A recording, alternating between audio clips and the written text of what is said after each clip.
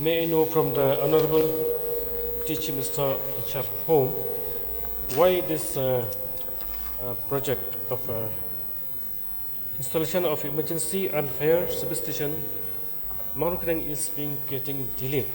It's long overdue, sir. Last session also I raised this matter.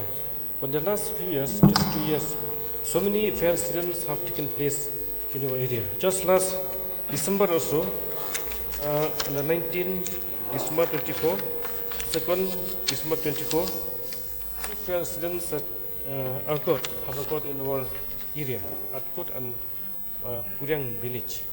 So why this project is getting delayed, sir? Sir, one of the reasons that the proposed fire service station that Mawryngkneng could not be established was because of the land issue. So I'm happy to inform the honourable member from Mawryngkneng constituency. Recently, government has taken over the land. And the total area is about 22,000 square feet. And we have just taken over, and the DC has already handed over to Home Police. And very soon we are going to prepare DPR for construction of the office building of the fire service station.